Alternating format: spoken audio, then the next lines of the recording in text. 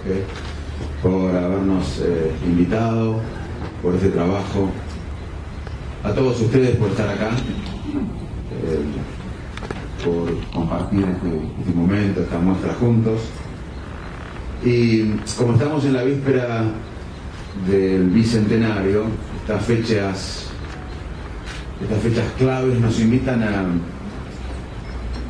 reflexionar sobre el pasado, sobre el presente, pero fundamentalmente sobre el futuro. Y muchas veces tenemos la necesidad de definir patria. ¿Qué es la patria? Ahí hay muchas definiciones, hay muchos expertos en varios temas acá, cada uno tiene seguramente acceso a una definición interesante sobre patria. Yo no voy a ahondar en esto.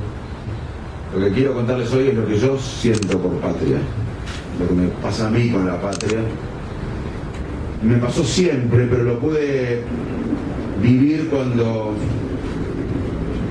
me tocó por trabajo, por mis investigaciones, por la docencia, vivir en el exterior.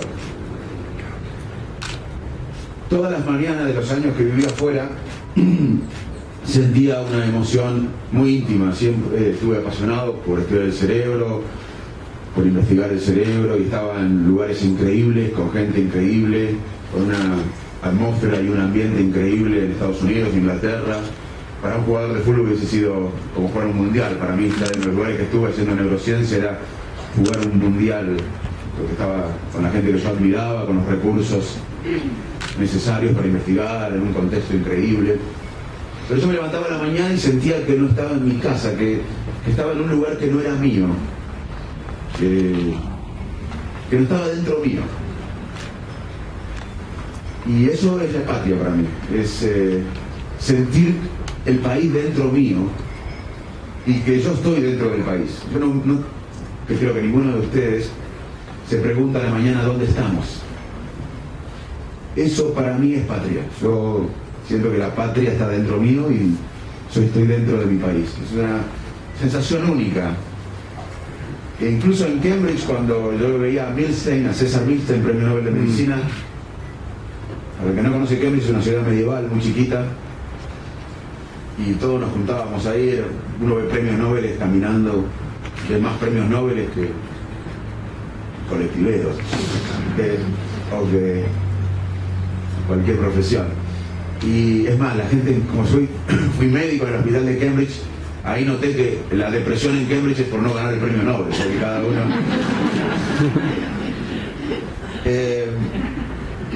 para que ustedes vean que la depresión se puede tener por varios motivos. Acá por motivos más crudos, pero allá la gente se deprime por no ganar el Nobel. Básicamente, cuando lo veía a Milstein, yo no trabajaba en el área de él, yo hacía química y yo neurociencia, entonces tuve la libertad de ver un genio, un maestro, pero que no era de mi área, si bien era científico, no era de mi área particular. Entonces pude expresarme quizás con más libertad que si hubiese sido un químico, yo un joven químico que veía el premio Nobel de química. Y estuve charlando con él y él estaba feliz allá, pero yo nunca lo envidié, y lo envidio por todo lo que hizo y lo que hace y la profesión, pero nunca lo envidié por vivir ahí, porque yo quería volver a mi patria. Así que para mí la patria es estar dentro de un país y no preguntarse dónde estamos, esa sensación, más allá de todas las definiciones que de la historia, los académicos puedan decir. Y como dije, la patria es un pasado común, un presente compartido, pero sobre todo un futuro a construir. Y de eso quiero hablarles un poco más, del futuro. Un país no es un montón de tierra con gente viviendo adentro. Un país es como una familia, pero mucho más grande. Y en la familia, si tenemos varios hijos o varios sobrinos, y algunos tienen problemas, desde problemas neurológicos o psiquiátricos, que en mi área, o que algunos, imagínense a alguien que no coma, nosotros desesperadamente no nos ocupamos de lo nuestro, de estar acá escribiendo un trabajo científico en nuestro escritorio. Nosotros resolvemos el problema de la familia, que estén todos bien. En un país debería pasar eso, que miremos no solo a nuestros intereses, a nuestra vida, sino a los que la pasan mal, a los que no pueden jugar el partido que podemos jugar nosotros quizás.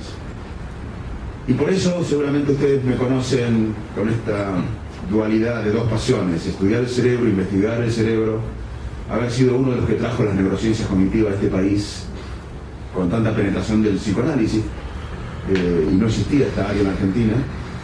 Pero además yo siento que si sería noruego y trabajaría en Noruegas, básicamente haría neurociencias, porque me encantan las neurociencias, me encanta estudiar el cerebro, me encanta fomentar a los jóvenes brillantes que están en nuestros laboratorios, que están acá ahora en Buenos Aires, están haciendo cosas increíbles, estudiando el cerebro social o la empatía, o ayudando a las enfermedades neurológicas y psiquiátricas, son la principal causa de discapacidad en el mundo, más que el cáncer y más que la enfermedad cardiovascular.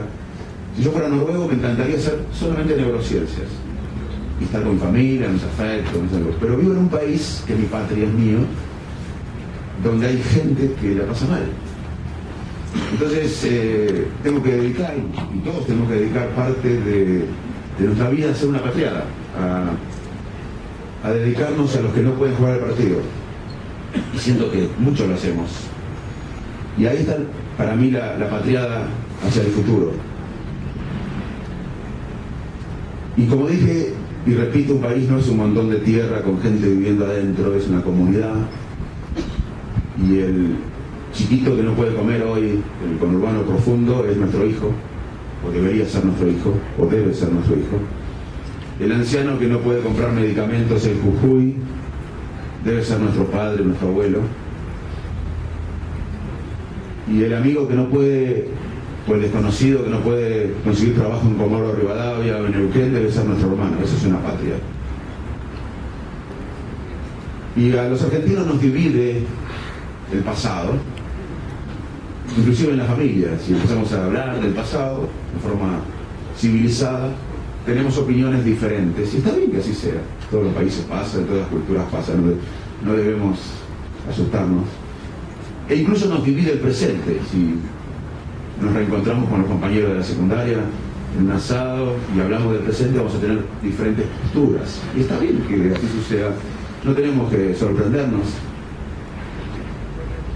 Cuando vivía en Inglaterra, en Estados Unidos, había una lucha feroz en América sobre los republicanos y demócratas, en Inglaterra sobre los conservadores y laboristas. Así que es normal que tengamos diferentes visiones. Pero los países que se desarrollaron, que lograron ser inclusivos, más allá de las diferencias, tienen políticas de estados o ejes comunes, compartidos. ¿Qué es lo que nos falta a nosotros? Nos falta discutir qué nos une a los argentinos. ¿Qué nos puede unir? Más allá de las diferencias, hay que mantener las diferencias. En nuestro laboratorio, cuando hacemos ciencia, tenemos diferencias, pero nos une la búsqueda de la verdad para ayudar a enfermos o para comprender la mente humana. Tenemos una misión común, más allá de las diferencias que tenemos. Y acá, mirando el pasado de nuestro país, en la patria, hubo paradigmas que nos unieron. La independencia fue uno. La construcción de la república fue otro. La inclusión social o el intento de inclusión social fue otro paradigma que nos unió. Más recientemente, y quiero agradecer al Premio Nobel Pérez Esquivel por estar, la democracia nos unió. En el 83 yo tenía 14 años o 15, no me acuerdo bien, pero se sentía que todos los argentinos, el 90% de los argentinos, queríamos democracia. Los de izquierda, los de derecha, los radicales, los peronistas, las clases altas, las clases bajas, hasta en la cancha de fútbol yo recuerdo que la gente pedía en la popular por la democracia. En el 83 tuvimos un paradigma que nos unió más allá de mantener las diferencias. El peronista no dejó de ser peronista, el radical no dejó de ser radical, el de derecha no dejó de ser de derecha, el de izquierda no dejó de ser de izquierda, pero todos queríamos democracia, como quisimos independencia, como quisimos una república, como quisimos inclusión social. ¿Y hoy cuál es el paradigma? Porque les dije que me interesa hablar del futuro. Y me interesa hablar de lo que dijo Mateo, de la patriada. ¿Cuál es nuestra patriada hoy? La patriada de los que hicieron la independencia fue hacer la independencia. La patriada de los que hicieron la república, o los que construyeron la república, fue hacer la república. Otra patriada fue hacer la educación pública. Los que hicieron la educación pública hicieron una patriada. Pensaron un país que no iban a ver. La generación de argentinos que pensó la escuela pública, laica, de calidad, integradora, se murió antes de ver a Favaloro egresado en una escuela humilde de La Plata, pública, de ver a Milstein egresado en una escuela secundaria de Bahía Blanca, pero pensaron en un país que no iban a ver. En 1869 Argentina tenía 78% de analfabetos. Y por una generación de patriotas que pensó un país más allá de su vida biológica, en 1947 Argentina tenía 12% de analfabetos. De 78 pasamos a 12% de analfabetos. En el 47, en 1947 teníamos menos analfabetos que Italia y España. La democracia fue una patriada. Pero como recuerda Pérez Esquivel y todos los que estamos acá, en el 78, 79, eran pocos los que pedían democracia. La sociedad no pedía democracia masivamente. Y corríjanme si no estoy en lo cierto. En el 78 las preocupaciones eran otras. El fútbol, entre otras cosas.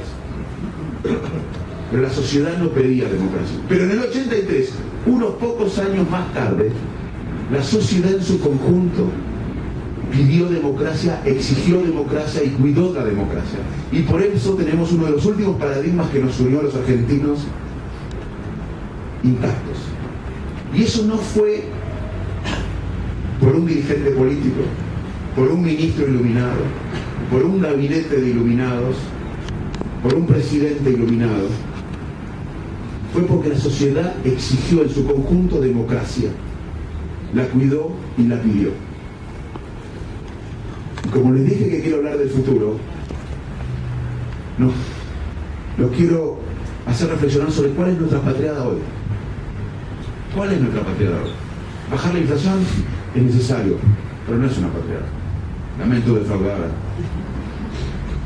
Que vengan dólares es necesario, pero no es una patriada. Nuestra patriada, en mi opinión, en mi humilde opinión, es volver a construir un paradigma al cual la mayoría de los argentinos adhieran más allá de las diferencias. Y ese paradigma, como lo fue la independencia, la construcción de la república, la educación pública, la inclusión social, la democracia, hoy es el conocimiento. ¿Qué es el conocimiento? Es mucho más que la educación. Es mucho más que la educación. La educación es uno de los pilares del paradigma, del paraguas del conocimiento. Pero si hay educación y no hay libertad, no hay justicia, hay corrupción, no hay posibilidades de emprender, la educación sola es necesaria, pero sola. El conocimiento incluye, el paradigma del conocimiento, en mi opinión, incluye a los pilares del desarrollo de un país. Y no es un invento de Manes, está claro. Los países hoy se dividen en desarrollados e inclusivos, y no desarrollados y no inclusivos, no por los recursos naturales. Nigeria tiene más recursos naturales que Japón. Tampoco por el sistema financiero. Es importante tener recursos naturales, y por suerte nosotros lo tenemos. Es importante tener un sistema financiero fuerte, pero eso no garantiza el desarrollo y la inclusión. Los países que se diferencian entre ricos y pobres, en desarrollados, inclusivos y no, están basados en el conocimiento. No es un invento mío. Lo que nos falta es que la sociedad comprenda esto y exija, porque no lo va a hacer ningún dirigente esto. Por más bien intencionado que sea, por más inteligente que sea, porque va a pasar lo mismo que la democracia. Si no lo pide la sociedad, lo exige la sociedad, no lo vamos a lograr. Hoy siento que estamos en el 78 con el conocimiento, como estamos con la democracia. Solo un grupo de gente pide conocimiento, como en el 78 solo un grupo de gente pedía democracia. Y yo aspiro a llegar a un 83 del conocimiento, cuando la mayoría de la sociedad civil pida como paradigma y exija como paradigma de un país el conocimiento. El conocimiento es cuidar el cerebro de los argentinos. El mayor capital de un país es el capital intelectual de los ciudadanos. Esto parece una frase abstracta, no es abstracto. Hoy hay 4 millones de jóvenes pobres en Argentina. Hay 4 millones de chicos menores de 17 años que son pobres. Aunque el Estado les dé comida, cosa que no pasa hoy, debería pasar, aunque no, nos aseguremos como sociedad de darles comida y buena nutrición, porque hay mucha malnutrición, no solo desnutrición, sino malnutrición, obesidad, que produce, no hay que ser neurólogo para saber que la malnutrición tiene un impacto negativo en el cerebro. Aunque el Estado y la sociedad logre resolver el problema de la malnutrición e incluso resolver el problema de la vivienda, si un chico o un adolescente vive en el contexto de pobreza, aunque coma bien, aunque se alimente bien, aunque el Estado logre darle alimentos, que todavía no llegamos a eso, nos falta, y aunque le demos vivienda digna, que tampoco llegamos a eso, nos falta, no es una condición para que el cerebro se desarrolle. Además, el cerebro necesita salir del contexto mental de pobreza. Aunque alguien se alimente bien y tenga una vivienda digna, si el esquema mental es de pobreza, no va a poder pensar más allá de unas horas. Yo cuando tenía 12 años quería ser médico porque veía la figura de mi padre como médico rural. Y sabía, más allá de solucionar el día a día, de comer, de unos mangos para salir y trabajar, y siempre me la rebusqué, tenía un proyecto.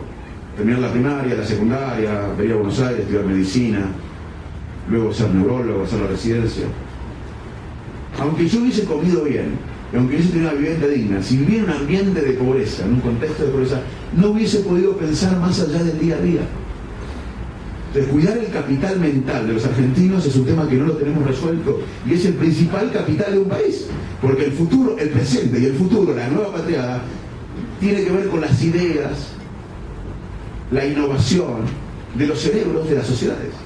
Y nosotros tenemos cerebros que no juegan el partido, millones de cerebros que no pueden jugar el partido, 4 millones de jóvenes viviendo en pobreza hasta los 17 años.